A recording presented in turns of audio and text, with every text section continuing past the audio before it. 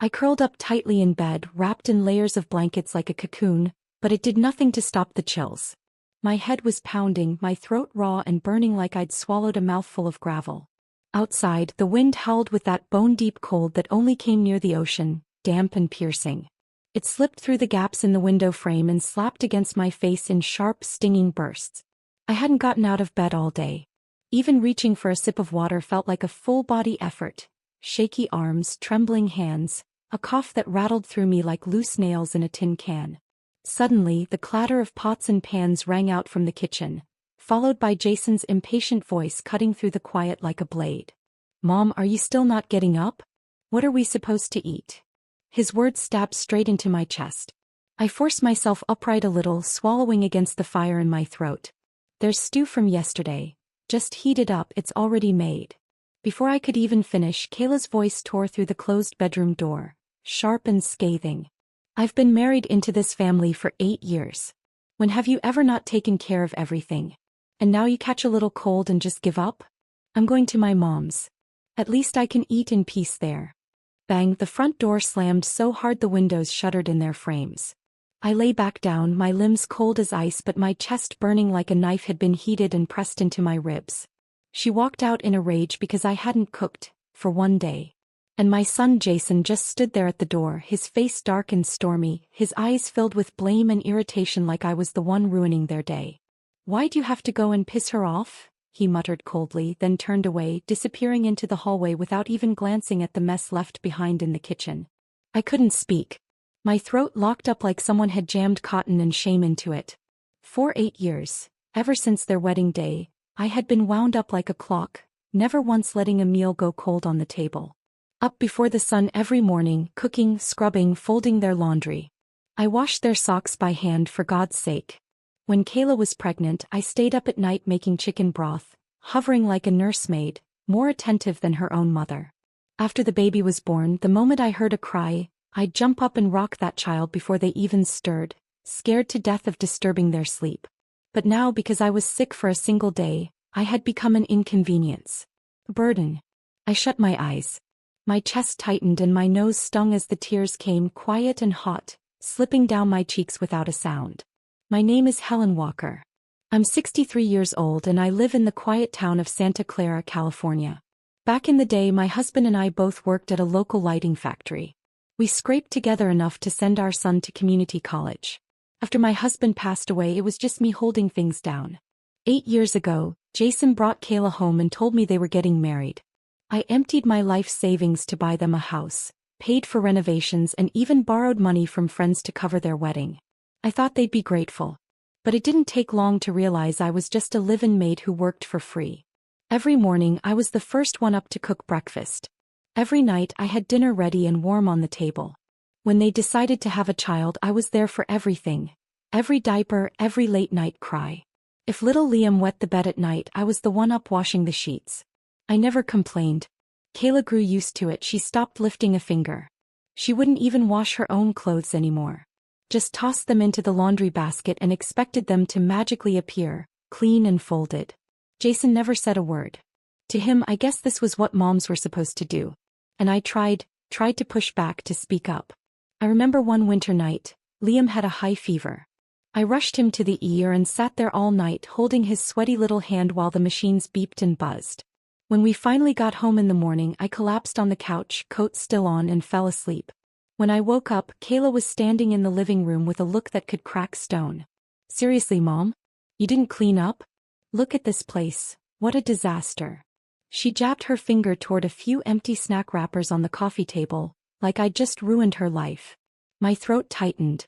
I explained, barely above a whisper, "I took Liam to there last night. I was just too exhausted.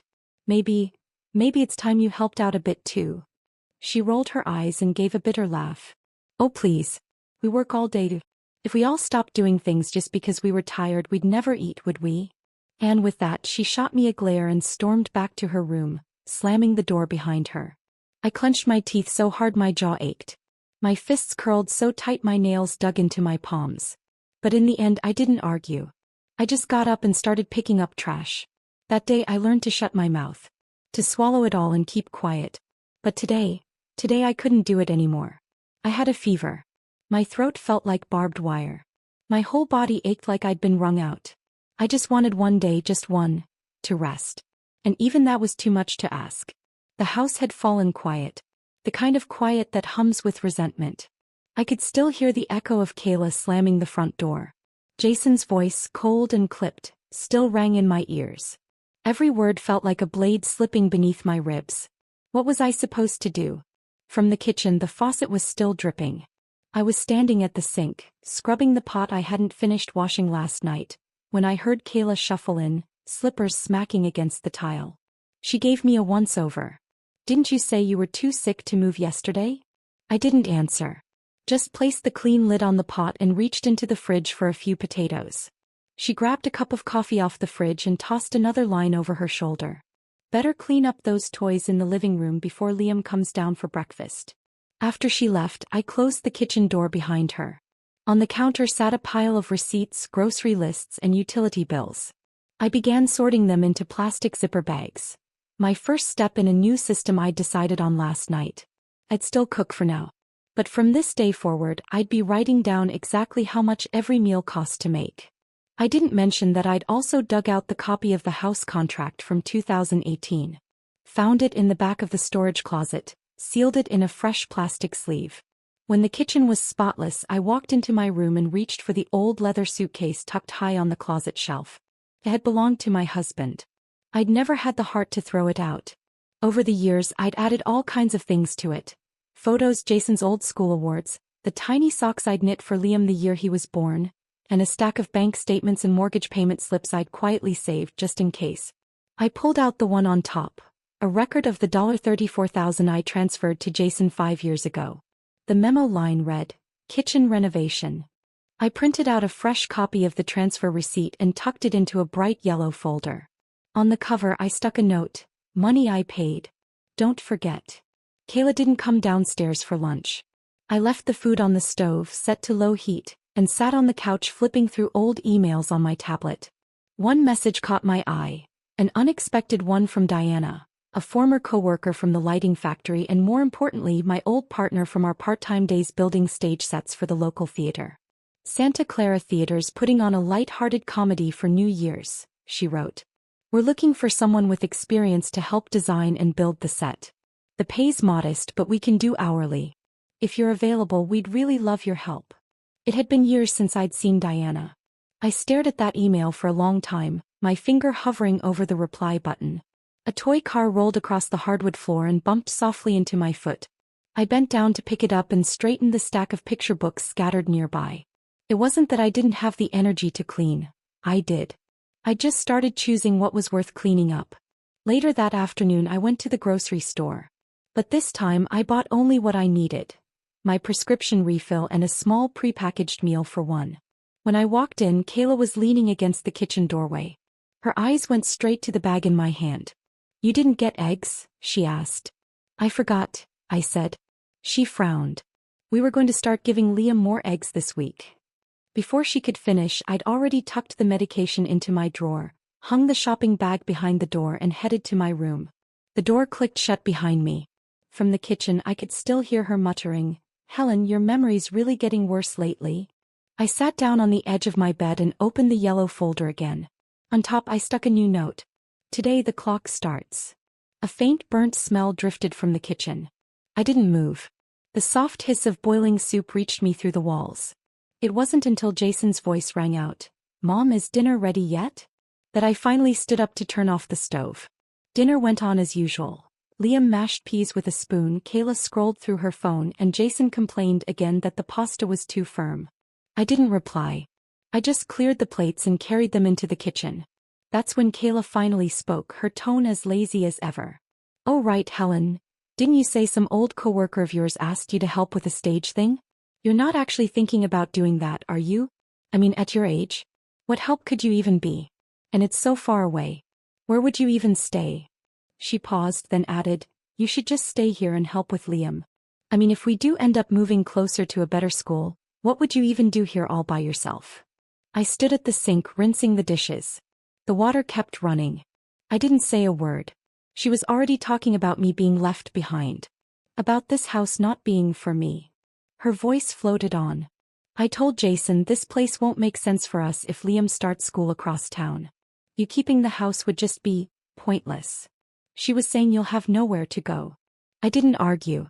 I didn't answer. I simply looked over at her through the kitchen doorway and smiled. She didn't notice. She'd already gone back to scrolling her phone. She had no idea I'd already replied to Diana's email the night before. I'm in. That was all I wrote. Simple. Final. I didn't hesitate for a second when I hit send. Diana responded almost immediately. Fantastic. Our first production meeting is next week. You can help us test out the lighting and prop layouts. We'll pay hourly. I had built sets for over 30 years. I'd hauled lumber, hammered frames, sketched backdrops by hand. There wasn't a single person in that theater who would ever say Helen couldn't handle it. But I had no intention of explaining any of that to Kayla. She didn't need to know what I was still capable of. She just needed to wake up one morning, realize the house was quiet, and wonder to herself, where did Helen go? After dinner, Jason took Liam to his taekwondo class. Kayla stayed on the couch, scrolling through her phone. Halfway through a video, she suddenly glanced up. Helen. Hey, I was wondering if I could ask you a quick favor. I gave a non-committal hum. He tested the waters. I've got a little get-together with some girlfriends tomorrow. Could you pick Liam up from school? I asked Jason, but there's some emergency at work and he can't get away. I was unloading the dishwasher, drying each plate with a clean cloth. Sure, I said simply. She exhaled in relief. Great, thank you. I walked into the living room and pulled a few crumpled snack wrappers from between the couch cushions, tossing them into the trash. You're pretty thorough, I'll give you that, she said, half distracted. I turned to her and smiled. Yeah. I remember more than you think. She blinked, confused by the comment. But I didn't elaborate. What she didn't know was that I hadn't stopped keeping track. Every grocery refill. Every dollar spent. Jason's full bank account name. Every single time Kayla handed me something to just take care of real quick. Even the package she asked me to mail last week. I'd taken a picture of it. The recipient was her sister, but the sender's name? Why? I didn't ask her why. I just quietly began reclaiming everything that had ever been filed, signed, or borrowed under my name. These days, whenever she asked me to do her a favor, I smiled and nodded. And whenever she assumed I had no other choice, I made sure the key to the door was in my pocket. She thought I had nowhere to go. But what she didn't realize was, I'd already gone farther than she could imagine. The next morning, while Kayla was out having brunch with friends and Jason was at the office, I slipped on a pair of worn-in walking shoes, slung a canvas tote over my shoulder and quietly stepped out the door.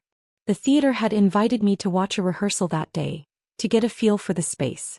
Winter mornings in Santa Clara were always damp and cold, the kind of chill that wrapped around your neck and made you walk a little faster. I hunched my shoulders against it and headed toward the community center. A faded banner hung at the front entrance. Theater Revival Project.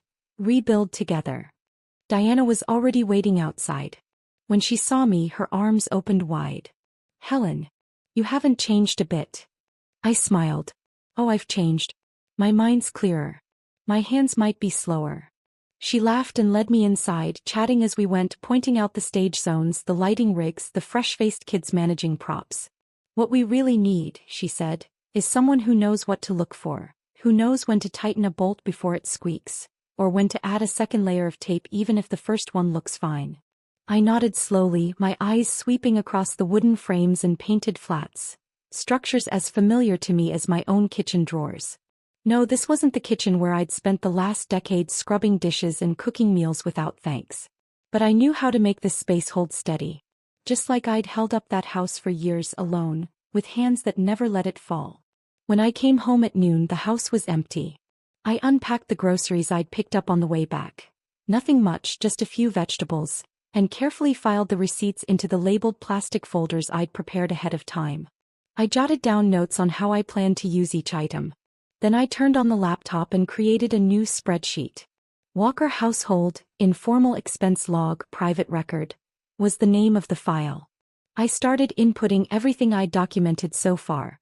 Kayla's package I mailed for her, Jason's request for help ordering new sneakers, along with the size and product link, the last refrigerator restock including the date and full item list. Every single link was backed by a screenshot. Every casual favor came with a timestamp. This wasn't anger. It wasn't resentment. It was a record of labor, full, precise, and mine. After dinner, I was washing the dishes. Kayla finished eating, dumped the last spoonful of chicken soup down the sink, and walked off without even glancing at me. As she dried her hands, she tossed a casual remark over her shoulder. So, did you really not find any eggs, or did you just forget? I dried the lid of a pot. The store I went to was out. I kept the receipt, it's written on there. She didn't respond, but I heard it, that little edge of doubt in her voice. Later that night, after Liam had fallen asleep, I sat at the dining table, laptop open again. I logged the day's receipts line by line. Lunch, chicken breast plus pea mash. Ingredients $5.20. Just as I hit enter, Kayla came down the stairs. Her footsteps were unusually light, like she didn't want to be noticed. She stood behind me for a moment before finally speaking. You've been logging all this. What for? I didn't turn around. I simply reached out and closed the window against the chill. I just want things to be clear, I said. She took a sharp breath, voice rising. Are you checking up on us? Keeping a tally? You think we owe you now? I looked up at her calmly. I'm not keeping track of you. I'm keeping track of what I've done. She stood there, eyes fixed on the glowing screen. You're saving this. Just in case. Right? She said, her tone colder now. In case one day you need it. I said nothing. She let out a bitter laugh and turned back toward the stairs. The creak of the old wood echoed through the quiet house like a warning shot. I locked the document with a password and shut the laptop. My fingers hovered on the edge of the table for a few seconds before slowly pulling away. After lunch the next day, I wiped down the kitchen counter. Kayla was sprawled on the couch, phone in hand, munching on chips while chatting with a friend on speaker. She's been acting so weird lately, keeping records, snapping photos, even recording audio. You think she's planning to sue us or something? God, I made one comment about her being stingy and she flipped. She laughed, easy and amused, like she was recounting a funny little misunderstanding. At the dining table, I finished copying down today's grocery list, then stood up and headed to the kitchen to marinate some beef. From behind me she called out, Helen, make sure you cook enough steak tonight. Jason loves it. And don't salt the eggs this time. Liam said they were too salty. Okay, I replied softly. Just then Jason came down the stairs, flipping through his wallet. Mom, did you take my credit card? I didn't answer that question. I looked up and asked evenly, the last time you used that card, it was mine, wasn't it? You used it to buy Liam that new game controller, right? He paused, caught off guard. And for once he had nothing to say. I stepped into the kitchen and opened the fridge, pulling out the beef I'd marinated the night before. Just as I turned toward the sink to rinse it, Kayla got up from the couch and tossed a bag of dirty laundry onto the chair behind me. Helen, could you throw this in with the wash? We're heading out soon. I stared at the bag for a few seconds, then turned to look at the sink. The water was already boiling. Steam fogged up my glasses. I pulled them off and wiped the lenses with the edge of my sleeve. Then she added, by the way, have you been a little moody lately? Jason says you've barely been speaking. Look, we get that you're tired, but if you don't do these things, who will? Jason was still standing by the dining room door, thumbing through his phone. Yeah, Mom, don't make everything so emotional. This isn't a company. No one's asking for itemized reports. I kept wiping my glasses slower now. Mom, what are you doing? Kayla asked, a hint of annoyance in her voice.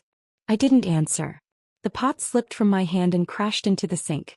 Boiling water splashed, some drops landing on her new dress. She jumped back, her expression twisting instantly. Did you do that on purpose? I looked up at her, really looked. Kayla, I said quietly, did it ever occur to you that this pot, maybe it was never mine to wash in the first place? She froze. Jason's brow furrowed. What's that supposed to mean, Mom? I set the cloth down, my voice even. I mean, you eat without saying thank you. You put bills and purchases in my name. Now you're tossing dirty pots my way like it's just my job. I've cooked more meals, washed more clothes, and paid for more things over these 8 years than either of you have. But I'm not your maid. Kayla opened her mouth. Helen, are you what? Menopausal. I let out a sudden laugh. Whether I am or not doesn't matter. What matters is this. Starting today, I won't be paying for your expenses anymore. And I'm not washing anything that doesn't belong to me. Jason's tone sharpened. Mom, come on. Don't be like this. I'm calmer than either of you, I said. Silence dropped heavy over the kitchen. From the stairs, a small voice broke through. Liam peeked down, eyes wide. Grandma, are you mad? I walked over and gently smoothed his hair. No, sweetheart. I just finally understood something. What? He asked. That it's time I take care of me. After dinner, I went back to my room, untied my apron and sat on the edge of the bed. I picked up my phone. The message from Diana was still open. Rehearsals officially begin next week. You'll be managing the backstage props area. The equipment's a little outdated, but you're more reliable than any gear we've got. I typed back, I'll be there on time. Tuesday morning at 7:30, I slipped into a navy blue work shirt, tied my hair into a low ponytail, and grabbed my canvas tool bag. From upstairs, Kayla called out, Helen, where are you going? You've been out a lot lately. Standing by the door, I slipped on my shoes. Just taking care of something. I'll be back before dinner. She didn't press. Lately, she'd grown quieter, more cautious. Especially after Jason caught a glimpse of my ledger the other night and muttered, Mom, don't be so paranoid. That was when I realized. They'd rather believe I was overreacting than face the fact that I'd started waking up. The Santa Clara Community Theater sat behind a modest neighborhood center. The stage was an old black box. The lighting rigs looked like something salvaged from the 90s. But the moment I stepped inside, everything snapped into focus. There are no dishes. No bills. No one telling me I should do this, or should do that. Diana came over and gave me a big hug. You look younger than the last time I saw you. I grinned. Might be because I'm not wearing an apron. We started with the first flat, just the frame and a curled-up bit of wallpaper. I sealed the edge with tape while one of the younger assistants fumbled nearby. He watched me work, then let out a low whistle. You're really good at this. This job doesn't take talent, I said. Just practice. You screw in light mounts for 30 years, it becomes second nature. He sighed. I don't think I'll last 3 months. I smiled at him. Then you've probably never needed the paycheck bad enough. Before we wrapped for lunch, Diana handed me a small envelope. Inside was a signed time slip and a $20 coffee gift card. This is just the beginning, she said. We've got another production coming up. We're thinking about offering you lead set designer. You're not worried I'm too old to keep up? He shrugged. I worry more about people who don't show up. You show up, I'll give you a shot. I tucked the envelope into my bag and felt something I hadn't in years. Not, someone wants me. But I still want myself. When I got home that evening, it was nearly 6. The kitchen was quiet. On the table was a handwritten note from Kayla. You got back too late. We went out to eat. Figure out dinner yourself. And for once I didn't feel hurt. I felt light. So I grabbed my purse and treated myself to dinner out. I was learning to be kind. To me. And this time it felt like living. Friday morning, Kayla stood in the kitchen doorway flipping through her planner. Mom, can you run to the store later? Liam needs healthy lunches for school next week. I was sealing up a bag of leftover screws from the theater, prepping to bring them back for repairs. I didn't respond. She didn't think much of it, just turned and went back to her bedroom, assuming, like always, that I was still the same Helen who said yes to everything. What she didn't know was that I had already started moving my life, piece by piece, out of this house. The first thing I moved was my insurance. 2 days ago, I called my pension account manager and updated my mailing address and emergency contact. Jason's name came off the form. I replaced it with Diana's email. She's an old friend, I told the customer service rep. Someone I trust. My son's just too busy these days. I don't want to burden him. The woman on the line didn't argue. She just tapped a few keys, made the changes, and confirmed the update. Next, I canceled the joint credit card I used to share with Jason. His name had been on the secondary card. Not anymore. The second thing I moved was my belongings. I pulled the old brown suitcase down from the top of my closet. I wrapped it in a soft towel and tucked it inside a storage cabinet in the back of the theater's prop room. No one asked why I brought a suitcase to work. Everyone at the theater was too busy to care what you were carrying, as long as you did your job right. At lunchtime I didn't go home. Diana took me to a little Mexican diner around the corner. Over plates of tacos and warm rice, she glanced up from her food and said, "You know, before you came, our old prop guy used to show up late every other day. Half the time, the backdrop was hanging crooked." I laughed. "Well, even if I skip a day now, this place won't fall apart." She narrowed her eyes at me playfully. "You sure you're not a little too good at this?" "It's not that I'm good," I said, setting down my fork. "I just came from a place where if I didn't do it, no one would." She didn't press. Just reached into her bag and slid a contract across the table. "A part-time position for next season's production. Think it over. Take it home." I nodded and took it, feeling something settle in me. Not excitement. Not nerves. Just calm. Like something was finally beginning to fit into place. That afternoon when I got home, Kayla was out on the balcony hanging laundry.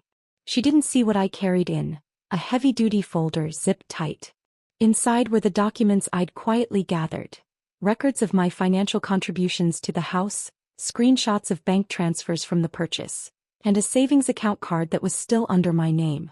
Jason didn't know about that account. It still held $20,000. Money I'd scraped together working 3 jobs the year he and Kayla got engaged. They never asked how much I had. They just assumed I'd give them everything. But starting today, that card was mine again. I would reactivate it. And every transaction, logged for my eyes only. On Sunday morning, sunlight poured across the kitchen floor, warm and slanted like a quiet blessing.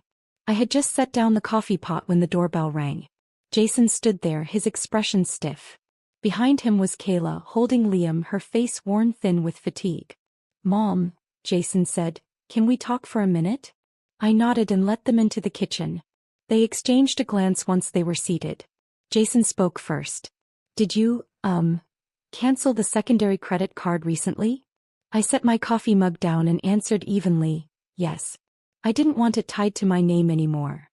Kayla's face immediately tightened. "Helen, you didn't even tell us. We tried to check out yesterday and the card got declined." I looked at her directly. "That's not my problem." Silence settled like a thick fog. Jason tried to smooth it over. "We're not mad. If something's going on, maybe we could talk it out." "Oh, something's going on," I said, calm as ever. "This house. I paid for most of it. I covered the bulk of the down payment and helped finish off your loan. I'm not kicking you out, but I am taking back what's mine. What I contributed. It's time it was acknowledged." Kayla narrowed her eyes. "What does that mean? You want the title changed? You're trying to take the house back." I pulled open the kitchen drawer and laid a clear folder on the table. Inside were copies, dozens of them. Transfer receipts, bank statements, old screenshots with time-stamped annotations. "This," I said, "is the transfer I made for your down payment. Here's the wire I sent for the kitchen remodel. And this," I tapped the final page, "is the mortgage payment I covered for your first year here." Jason stared down, stunned. He had never taken the time to look at these numbers before. "I didn't keep these because I want to get anything back," I said softly. "I kept them to remind you, this house has been standing for 8 years. And for those 8 years I've cooked the meals, washed the dishes, babysat your child. But my name? It's nowhere on the deed." Kayla scoffed, her voice sharp. "So what, you want your name added? You want the place signed over?" I stood and slid the folder toward them. "No. I'm not asking for anything. I'm just done carrying the consequences of decisions you made. Starting next month, I'm not paying another cent for the gas, electricity, or water. The mortgage, you'll handle it. Liam's after-school programs? That's between his parents." Jason opened his mouth. "Mom, it's just, we're stretched thin sometimes." "I know," I said, glancing at him. "But that's not on me anymore. Who scrubs the pan, who foots the bill? It's time that became clear."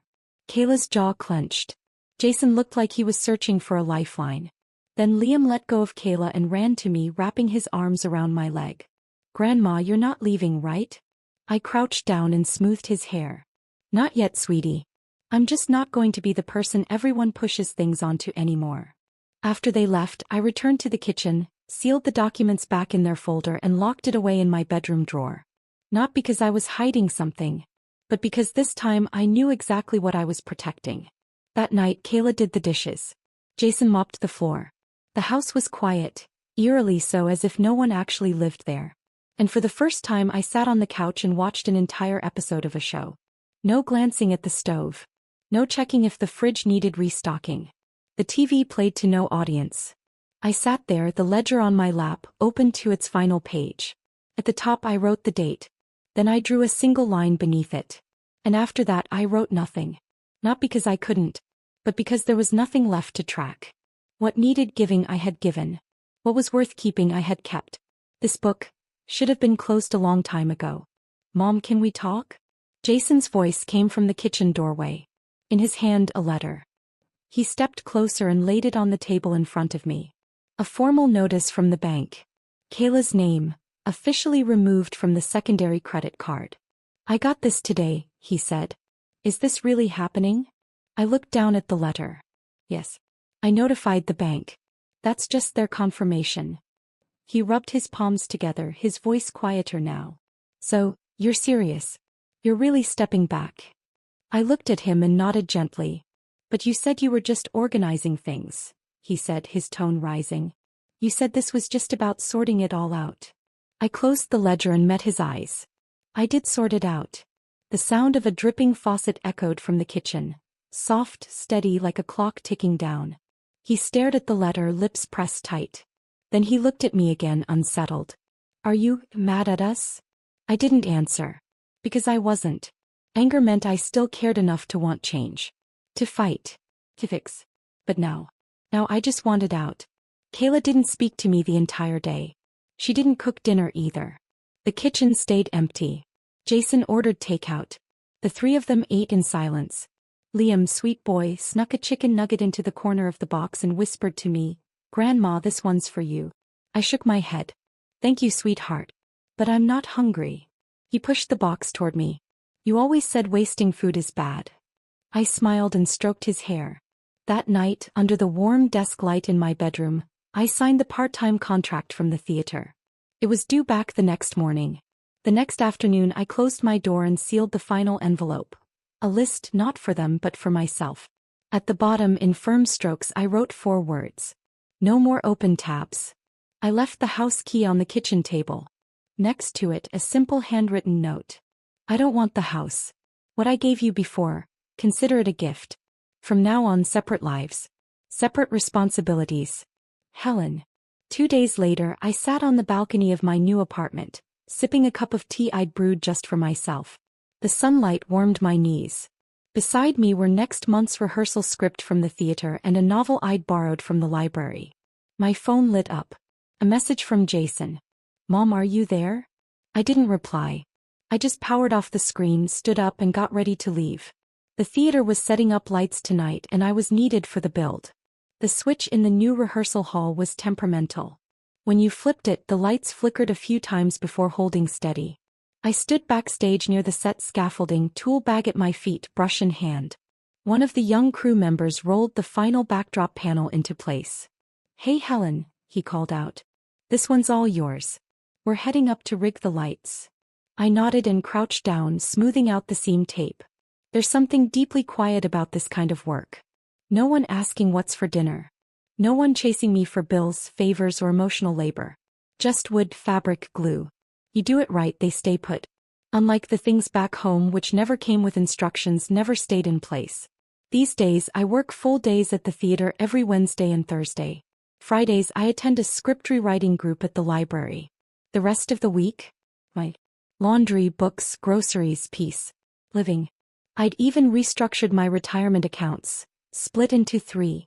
One for daily spending, one marked travel fund, and a third that transfers automatically into a locked savings plan. No joint access. No cosigners. No secondary cards. And for the first time in my life I looked at my monthly balance and thought, this money is mine to spend. One Saturday afternoon, Jason brought Liam over to visit. He stood a little awkwardly at my front door. Kayla took her sister shopping. I thought maybe Liam could see you for a bit. I didn't say much, just stepped aside and let them in. The moment Liam saw me, he bolted into my arms. Grandma, can I sleep over tonight? Jason jumped in. No, buddy, you've got taekwondo later. I can take him, I said calmly. Really? Liam's eyes lit up. Grandma, I brought a drawing for you. He fished a folded piece of paper from his backpack. On it, a shaky sketch of a stage. In the middle stood a gray-haired woman in an apron, hair tied up in a bun. "That's you," he beamed. I took the picture and nodded. "You did a great job. That's definitely me. I am building a stage." "Are you really back on stage?" he asked quietly. "I am," I smiled. "But this time it's just for me." That night on the way home, Jason drove in silence. At a red light he finally spoke. "Mom, you seem lighter lately. Happier maybe." I looked out the window at the street lamp shadows swaying across the sidewalk. "I am," I said. Then I turned to him. "You didn't do anything wrong," I said. "Not intentionally. But I used to fill in every gap. You reached out, I gave. You didn't say thank you. I assumed it was my job. It wasn't that you took advantage. It's that I made myself available for the taking. But I'm not doing that anymore." He nodded slowly. "I get it now, even if it took me too long." "It's not too late," I said. "You still have time to be a husband and father who doesn't live off someone else's sacrifice." He gave a small nod and the light turned green. Back home I pinned Liam's drawing to the fridge. Then I made a cup of my new rose tea and sank into the couch. No one fought me for the remote. No one asked what was for breakfast tomorrow. This stage I'd built wasn't flashy. There were no spotlights, no applause. But for once, the person standing in the center of it was me.